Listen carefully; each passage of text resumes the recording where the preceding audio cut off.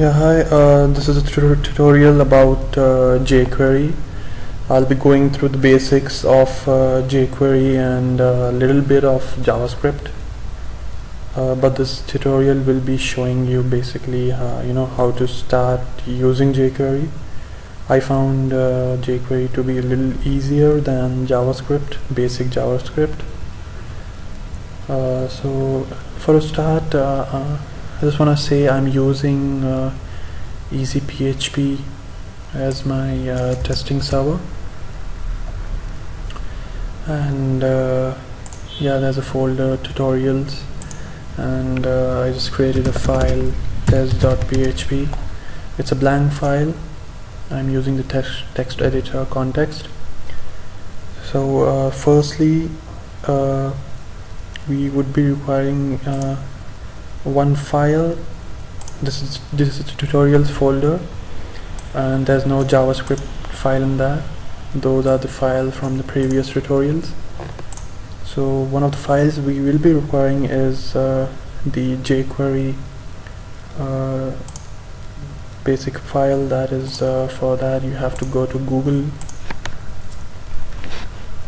and type in Jquery. Go to the jquery.com website, and you have to download the Jquery file. That's Jquery. Download Jquery. You can download the latest version. That is we'll just need this Jquery 1x. Download the compressed production Jquery. You can use that. Click it and you'll get this page. Control A to select everything, Control C to copy. Go to your text editor, make a new file, paste it there. Just grab that. Okay, save the file as Jquery with JavaScript extension. Okay, we'll close that file, and coming back to our file test.php, just close that page.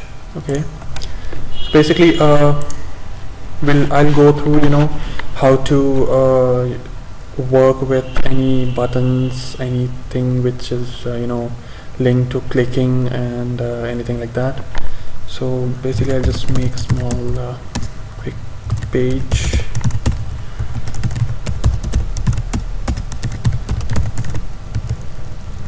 I'll make a head tag in which we will be having our JavaScript.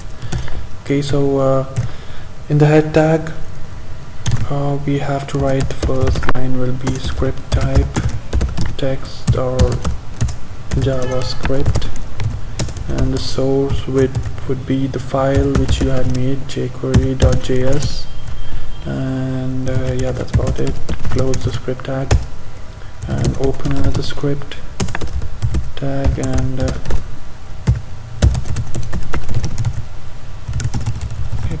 give us a few spaces. Close the script tag. This is the space where we will be writing our Jquery codings. You can make another file where you can write the Jquery coding and then include the file in this page by using the source tag. But just for a start, I'll be using the same page to avoid any confusion, and just center the body tag. That's not a good thing to do, but I'm not focusing on HTML here. Anyways, let's just I'll just put a few break tags, and then I'll just create a button with an ID, my button, and then close the button and name the button as click me. Okay, so just refresh the page, and that the button doesn't do anything right now. So to recognize and to fire something. Like for example, we'll be doing something like we'll just make a div with an ID, my div, close and then close it. We'll either style the div and display none to it. I don't want the div to be displayed on default, so I'll just put display none to it, and we'll write something in the div, some content, and let's refresh the page. You don't see the div now because it is hidden. So just to make you understand how jQuery works, I'll be making a small presentation for you. When we click the button, I want the div to appear down. So firstly, in jQuery, before starting any script, you need to write document, that means the whole document, dot ready, in brackets, function, bracket open, bracket close, flower bracket open, give some spaces, flower bracket close, parenthesis, and semicolon. And whatever code you write, you need to write everything in between in this area. So that is a must before writing any jQuery code. Make sure you write that before writing any jQuery. Okay, so now to to identify anything on the page, you need to identify it by its unique ID, or let it be a class, but for now I'll be just going with the ID. So to identify the button, the procedure is $, bracket open, double quotes, or you can even use single quotes. I use double quotes. That's I'm just used to it. It's up to you. And important thing here is most of the people use identify firstly by writing the type of object they want to identify. Presently now it is button, so they write button ID, my button. It's a good practice, but somewhere it's not necessary to write that, but it's a good practice to write. So here, when you're targeting a button, you need to write the type of object it is. So now it is button, and if it has an ID, then you write hashtag, or if it's a class here, then you write dot, period. So for now we'll be going with the ID, so we'll be using hashtag, and then you write the ID of the button, and the ID here is my button. So you write button, then hash, then my button, and then close the bracket. Now that this is the way you are targeting the object by jQuery. Now you need to tell the script what to do with the object. So presently we'll be doing it if the user clicks dot click. That means if the button is clicked, then you need to do this function, and the function is everything between in this area. So if the user clicks the button, this is going to happen. What is going to happen is up to us. So for now we will identify the div by the same method. We can write div ID, my div, close, dot. It's hidden now, so you need to show it. You can just show it. Save the file. Run. Now when you click, the div is shown and the matter is now seen by the user. So this is one way you need target, and we can just give few styling to the div by just making it a little small, 20 pixel, height is 300 pixel, and with the border of 1 pixel solid black. So when you refresh the page, div is hidden again. When you click the button, you can see the div here. So this is a simple way to even to make a drop down, or to make a div appear when someone clicks anything. Now here, instead of a button, you can make anything like an anchor tag with an ID. Let it be my button for now, or my click, and that's an ID, and the reference for now would be hash. That's a JavaScript method to fire up JavaScript. We're using an anchor tag, and we can just close the anchor tag because we don't want the user to go to some other page when he or she clicks the link. So we use hash.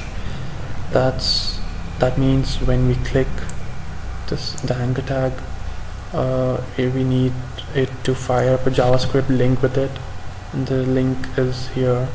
We need to remove this button, give a as an anchor tag, and my button is changed to my click because I've changed the ID to my click. And yeah, that's about it. Save the page, refresh.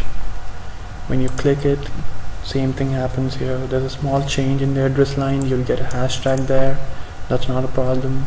You can even do some little changes in the script by which you don't need to have that hashtag appear in the address line, but that's a little more things to do, but I won't be focusing on that, so we just ignore that. So when you click, the div appears. So basically you can make anything, like you can even make a div with an ID. Just remove the href and close the div, and yeah, that's it. So go to the script, instead of the anchor tag, just write div my click. Yeah, that's it. Save the file, refresh the page. When you click on click me, this happens, the same thing happens. So basically everything can be used in JavaScript or jQuery. jQuery is basically JavaScript but in a modified version. I say it's simpler. I don't know what others say, but I find it very simpler. I use jQuery most of the time instead of JavaScript. So this is the thing. And instead of div, if you write anything else, okay, so in jQuery there are many other things which you can use. For example, instead of showing the div as it is, you can make it to slide down. Refresh the page, just remove the hashtag, I don't know, just click that, and you see that the div slides down. And instead of slide down, if you use slide up, refresh the page, you click, okay, nothing happens because slide up means you need the div to hide back, but here it is hidden. So what if you remove the display none option, save the file, refresh, and you click, it slides up. So it's basically hiding the div in a way of sliding up. So we'll just put back the display none again, and instead of slide up, we'll make it slide toggle. What slide toggle is, when you click, it comes down, and again click it back, it'll go up. Same thing happens. And again, I have shown this in my other tutorial in jQuery hide a div on click, but this tutorial is about basics and how to get started with jQuery, and I'll be going through more other things of jQuery, so this is a longer tutorial, so I hope you're have patience enough to see the tutorial. Okay, now slide toggle was the thing, and the next thing we could do is when you click the div, say you want the div to appear after 3 seconds or 5 seconds, you need to do is myDiv.delay. There's a delay function in jQuery, that means it delays the function, and whatever you write in the parentheses is the number of seconds, actually milliseconds. So if you write 1000, that means it's 1 second. So if you write 10,000, that means it's 10 seconds. So for now I'll be writing 3 seconds, or just make it 5 seconds, that means it's 5 seconds. And then after a delay of 5 seconds you want to slide down the div. Just refresh the page. When you click, after 5 seconds, count 1, 2, 3, 4, 5, and it slides down. So when you refresh the page again, when you click 1, 2, 3, 4, 5, and on the 6th second it comes down. So in the same way you can just delay it more, and it's up to you basically. And that's a way how to delay. And one more thing in using slide down is it comes with its basic sub functions. That is, when you write slide down in the bracket, you can write slow in inverted commas. Refresh the page, when you click it slides down slowly. By default the slide down is set to slow, so if you make it fast,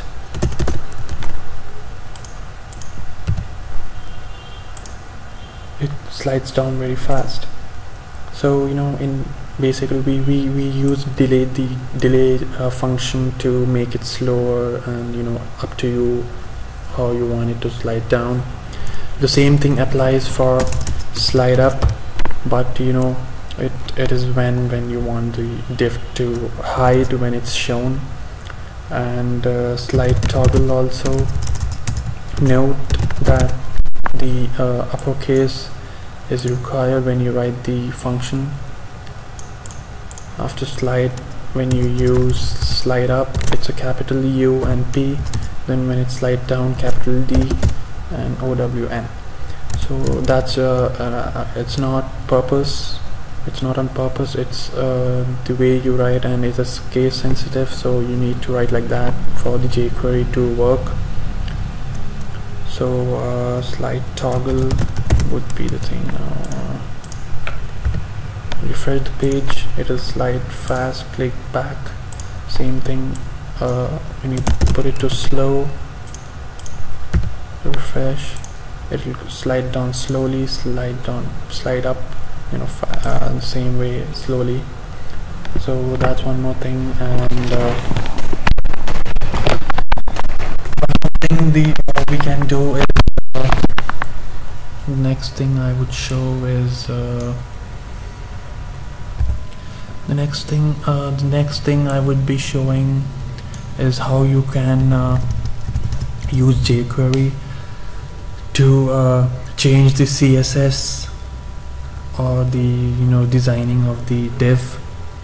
So here my div has a styling of DisplayNone with a width of 300, height is 300, and border is 1 pixel solid black. So for example, we would want to change it when the user clicks a button or something, when he clicks something. So to do that, you need to target the div first, then dot and CSS, and then open bracket, single quotes, comma, single quotes, close. In the first single quotes, you need to say what property you want to change of the div. Say you want to make the background color to blue. So in the left, in the first inverted comma, you need to write the property, and in the second inverted comma, you need to write what type of property you want it to change. So when you save, refresh. Okay, so first of all we need to show the div, so we need to add one more line, that is div id my div, and show. Okay, and then refresh. When you click, it changes. And what if we don't have the display none option here? I just want to show you how it changes the color, background color, when the user clicks the click me button, and when you click it, it changes the color. So you don't need this line if you have the div not hidden. Okay, so instead of the background color, you can even change the color of the font to say white, and then refresh. Now it has no background color and the font color is black. So when you click, the font color actually goes to white. You can't see it because the background is white. I'll just change the background, and in the same way you can write as many as CSS commands you want. For example, I'll first write the background color to red, and then after the first command I need the color of the font to change to white. When you refresh, it is normal as possible, and then when you click, the commands follow. So the font has become white and the background is red. So you can use all the CSS commands, and you can also give other options in the CSS, like margin top to be about 300 pixels. You refresh the page, click, it goes down, it changes the colors, and then it goes down because we've given it a margin of 300 pixels, something like that. And yeah, that's basically it. And if for example you want to change the size of the div when the user clicks the button, you can also do that using CSS in the same way. Yeah, you must have guessed that by now. It is about it's presently it's 300. Let's make it 100 pixels. Yeah, and refresh the page. When you click it, reduces the width by 100. Okay. Okay, so now the next thing would be a little complicated. So I'll just change this div ID to a button. There's no reason behind changing it. I just like it to be a button. I don't know why. Okay, and that's about it. I'll just change this to button and my click. Okay, we will go advanced step in Jquery. That'll be manipulating with the divs here. So let's make another div. For example, I'll just give little break tags. Okay, let's say we have a div. We have the div my div inside another div, father div, and its styling is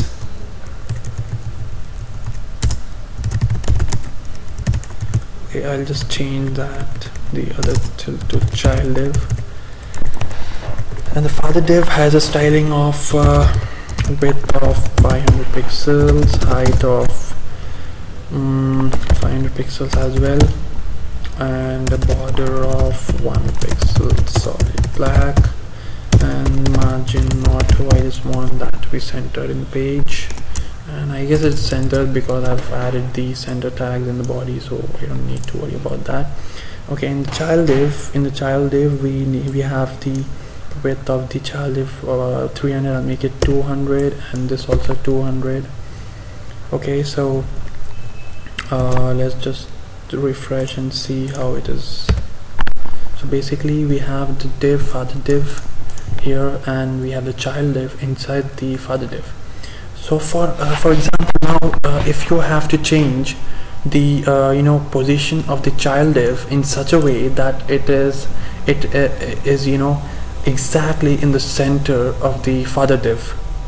So in order to do that, you can use Jquery, and if you want the child div to get centered to the father div when user clicks something, when he does something. So for now, he's just clicking the button. So what we want is, when he clicks the button, we want the child div to get centered in the father div perfectly. So to do that, we just need to do a little mathematical calculations. Just assume how you would do that. We would either use CSS to put a margin, top margin of first of all, we know the height of the father div, and the father div height is 500, so the center would be at 250 pixels, but we don't want the top of the child div to be at 250 because that wouldn't make it centered.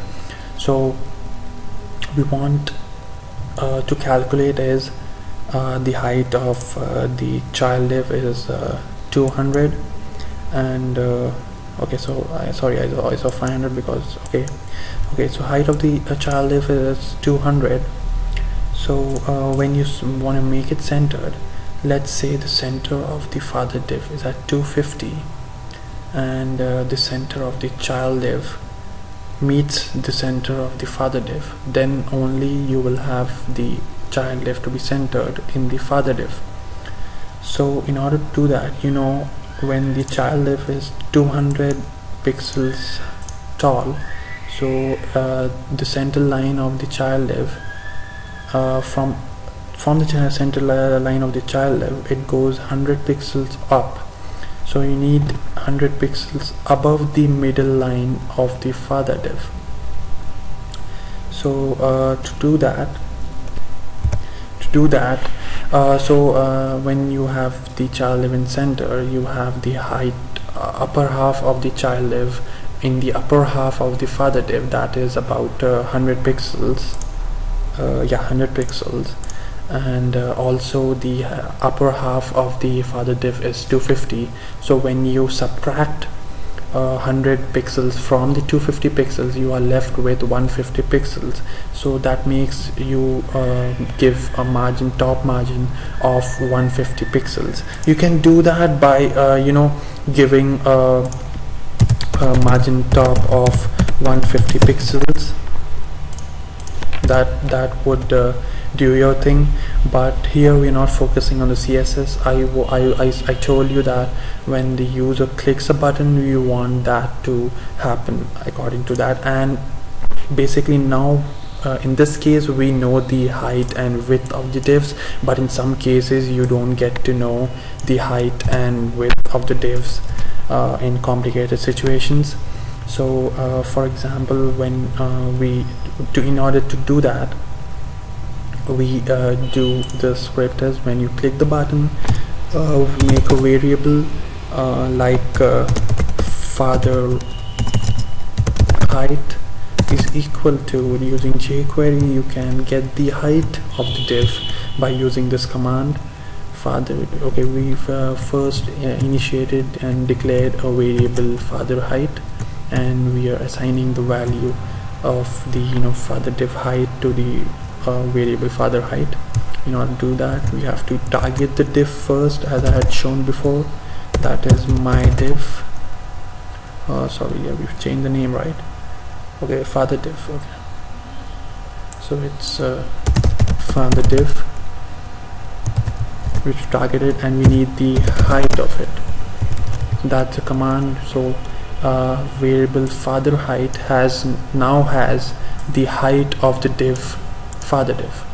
Okay, now we need the height of the child div, that is child height, and we target it by child div dot height. So now we have the father height, the height of the father div and the height of the child div in these two variables. So now we need to calculate it in a way that, you know, we have to apply a CSS that the child div is exactly in the center of the father div. So we need to calculate the var. We need to initiate a variable var child top margin.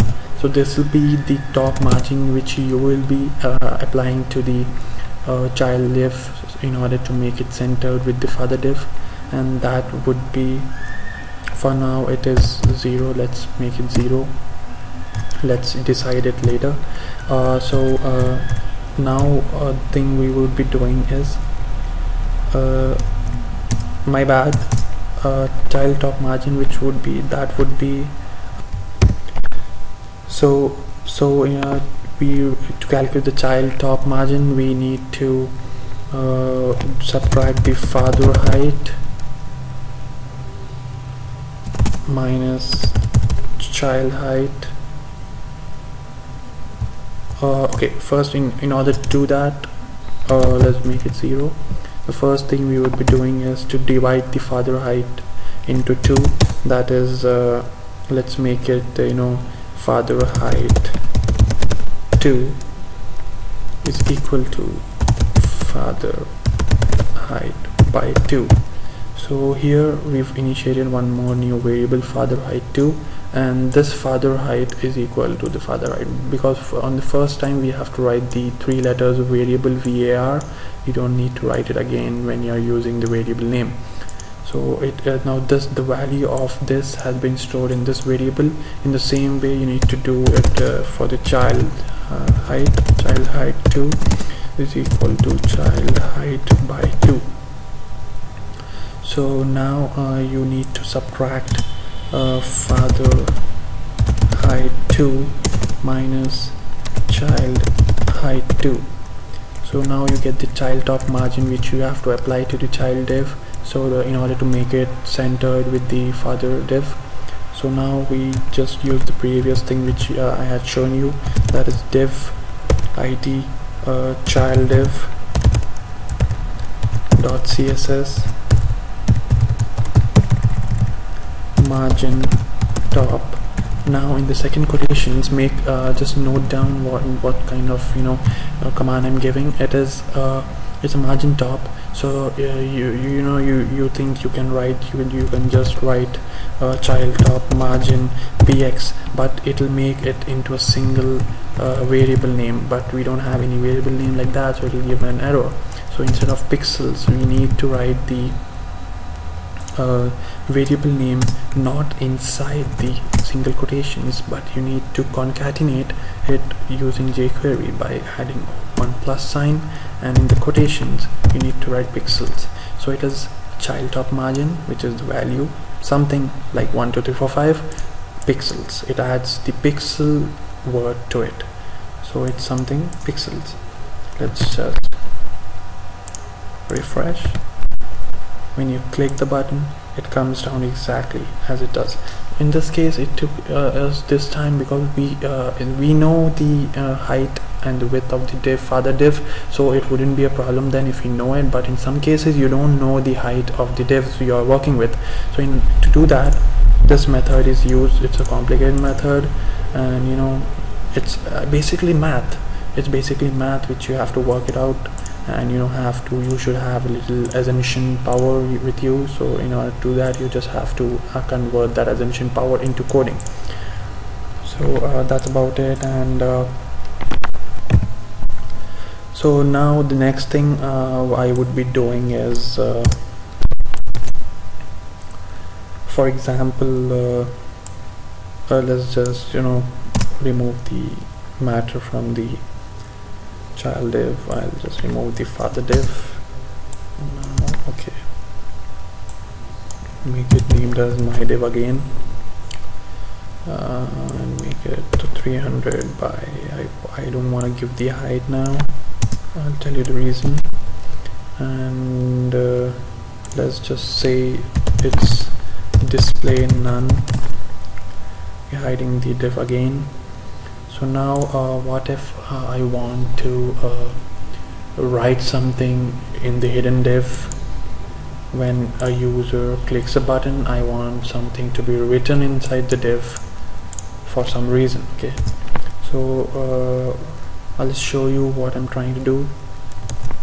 When you click the button, for example, in few cases where when a user clicks the wrong area, clicks the wrong button, you want to display him you display him something that which he has done is wrong, and something like that in a pop-up or in a pop-up div. But the matter may change according to his clicks. It may, if he clicks button 1, you need to show div 1. When you click button 2, you need to click will show div 2. So I'll do one thing, I'll just make few buttons for you, and you can so that you don't get confused with that. Okay, we have 4 buttons with us. Okay, just name the button as 1. This button 1, button 2, button 3, button 4. So we have 4 buttons with us, and but we have only one div.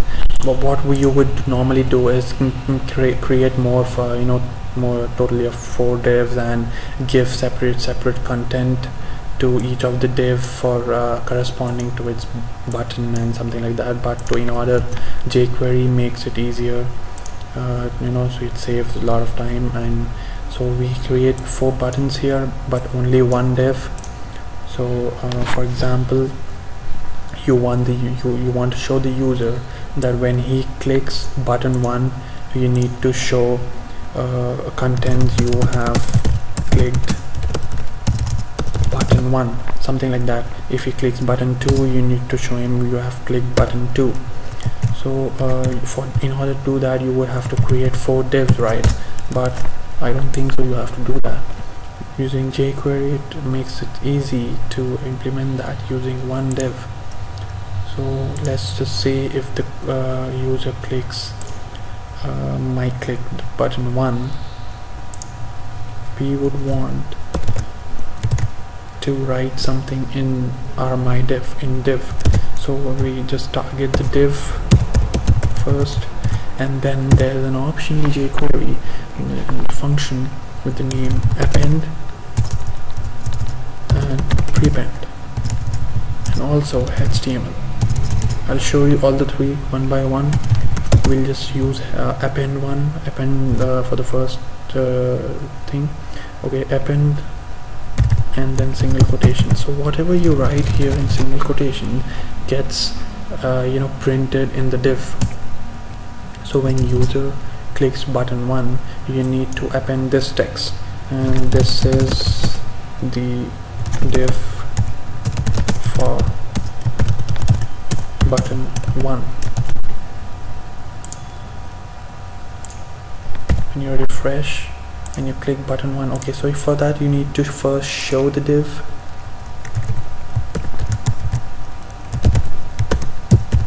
because the div is hidden. When you click button 1, this is the div for button 1. It appends the text. So what if copy the same thing, what if the user clicks button 2, you just need to change this here, and when you refresh the page, when you click button 2, this is the div for button 2. It exactly prints whatever you write in the single quotations inside the div, given div.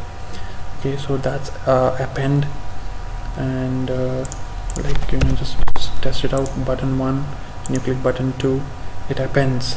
That's the problem here, the previous text stays there.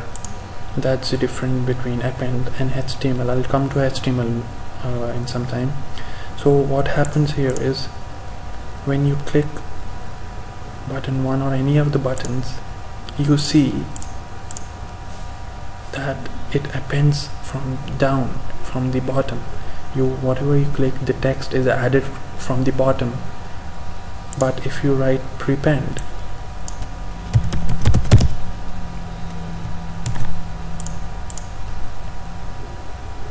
now I won't refresh it because it's not on the refreshing page. So if you refresh the page now, it will come again on top. If I press button 2, okay, this is button 2 is here. When I click button 1, it appends on the top. It keeps appending on the top. You can see all ones here, instead of only there's 1 2 there. And when you click button 2, it gets appended down, because I didn't change append here, I just changed prepend to the first button. For the second button has append to it. Okay, what if I change the append to HTML?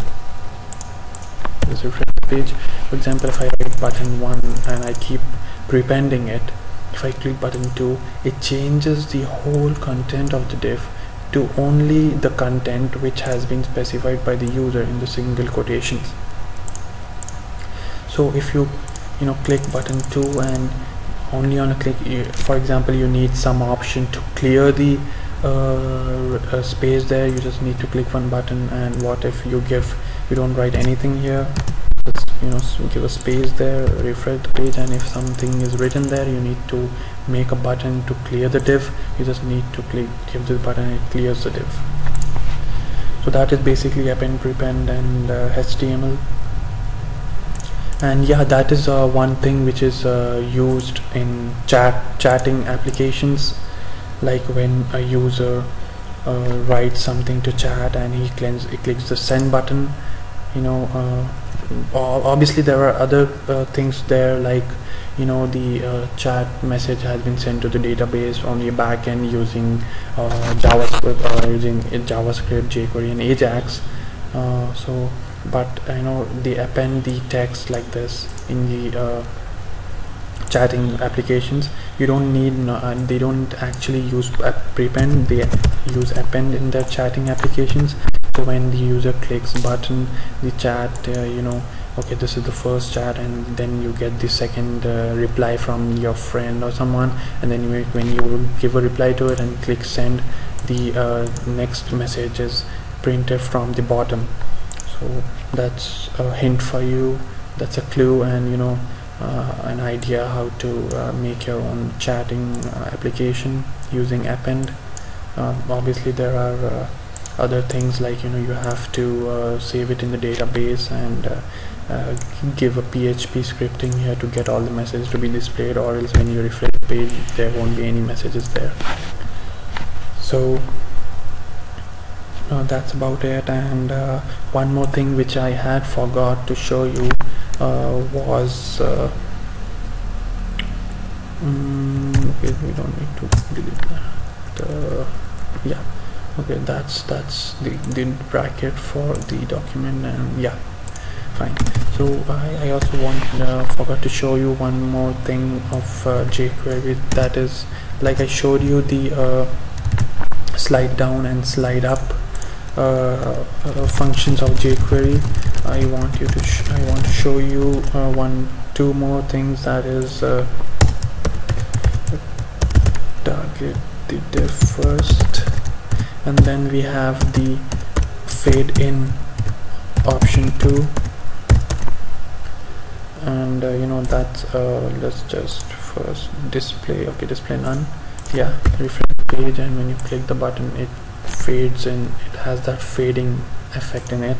You can slow down the effect by instead of giving slow fast, you can even give some value to it, like fade in 5 seconds, which is very slow, when you refresh, click the button, it fades in very slowly.